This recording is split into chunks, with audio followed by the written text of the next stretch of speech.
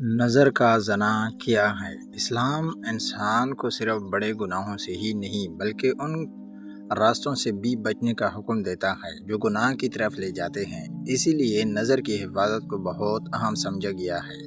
نظر کا زنا اس وقت ہوتا ہے جب انسان جان بوجھ کر نامحرم کو بری نیت، خواہش یا غلط ارادے سے بار بار دیکھے۔ نبی کریم صلی اللہ علیہ وسلم نے ہمیں نگاہیں نیچے رکھنے کی تعلیم دی، کیونکہ ایک غلط نظر دل پر اثر ڈال سکتی ہے اور آہستہ آہستہ انسان کو بڑے گناہوں کی طرف لے جا سکتی ہے۔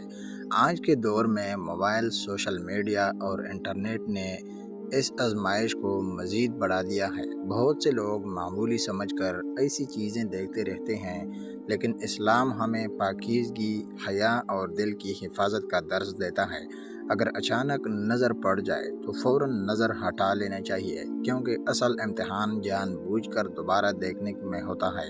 ایک مسلمان کو چاہیے کہ اپنی آنکھوں، دل اور خیالات کی حفاظت کرے، کیونکہ قیامت کے دن انسان کے اعمال کے ساتھ اس کی نگاہوں کا بھی حساب ہوگا۔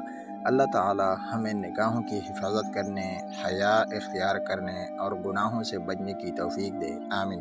مزید ایسی اسلامی نصیحتوں کے لیے نور ہدایت کو فالو کرے۔ اگر ویڈیو اچھی لگی ہو تو ویڈیو کو لائک کرے۔ جزاک اللہ خیرہ۔